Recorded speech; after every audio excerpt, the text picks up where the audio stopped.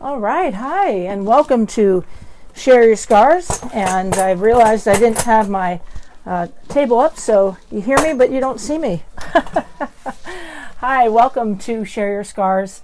I am Vicki, and this is Take 5 with Vicki. 5 minutes with me. Talk about a different topic each time. This is a daily segment of Share Your Scars talk show. Share Your Scars is a talk show recorded live and unedited. It started off with a audio series that we called Radio that was done through an online radio program in 2014. And you can actually listen to some of those if you go to our website at shareyourscars.com. And then a few years after that, we started a video series. So I think now there's got to be close to 100.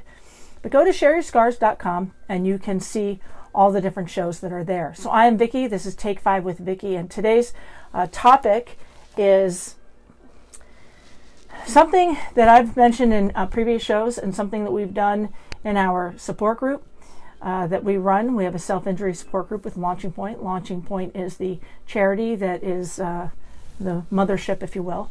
That's where everything like the talk show fall under.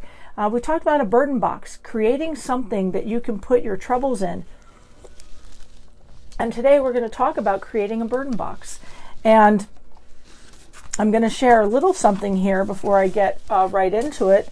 And, creating alternatives. Where does a burden box come into play?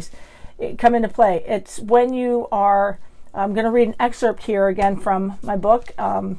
This to me is like a journal diary of many years. And although it's not a journal and a diary, there are some journal entries in there. And this is something that I want to share.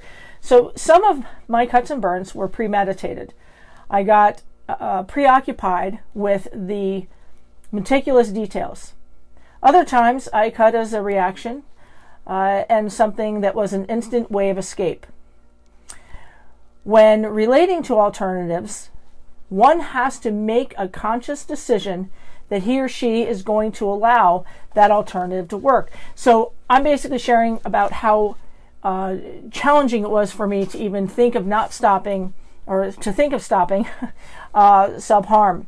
And I talk about, I believe that the alternatives that I'm sharing will work if thought out and planned. Think about it for a moment. Cutting, burning, hitting works, in little quoties, because it brings instant gratification. It's easy. It's something that you can just react with, and it doesn't need to be thought through.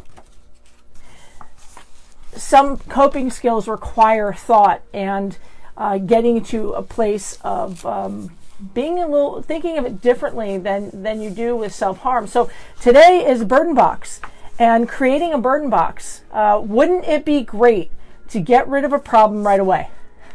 I think we could all say yes. It's quite possible that we could all answer yes to that. And here's a suggestion that a friend told me this many years ago. And I think I wrote my book in 2004 or 2005. So we're in now 2020. So it's been many years. I still talk about this and we still do this. Take a brown shipping box or a shoe box or any kind of relatively big box and cover it with colored paper. Color it with newspaper. Color it with something that you can keep in your room or keep in your office or keep in your car or keep around. The people wouldn't necessarily say, oh, what is that? So take a shipping box or a brown box and cover it. Tape the box all over with clear tape or whatever it is you want to decorate it with. And then you're going to make a slit on the top is what you're going to do there. And then that little opening should just be big enough for a slip of paper or a small object to go in there. And you can write on the box, you can put photos on it, you can draw pictures over it, whatever you would like to do, decorate it in any way that you like. This is a burden box. We're talking about creating a burden box. And if it looks like I'm reading, this is my own book, my own notes. Sometimes I don't have everything in my brain, but I'm just reading something that I wrote about it.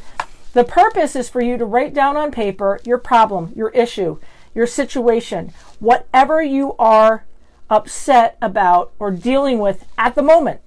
Okay? The paper or that cardboard or whatever it is you write it down on represents the problem. After writing it down, put it into the opening of the box. That paper, whatever you wrote it on, that problem is to remain in the box. That's why you're only keeping a very small opening so you can't get it back out. By placing it in the box, okay, you released it. Do you see that? You released it. You're releasing it. You're releasing it. And do you see that? It's so simple and but yet so profound. By placing it in the box, you have begun to give your burden away, and by keeping it out of sight, it will start to leave your thoughts. And that's going to be a choice to think on thoughts that lead you to think on things you shouldn't be thinking on. And if you're a Christian, if you're someone that believes in God, give your problem to God. He does care for you.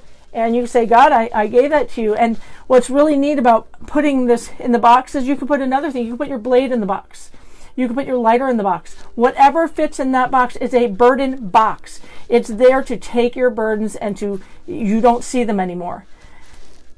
So if you like to watch this again to hear back, once it's not live, you can rewind.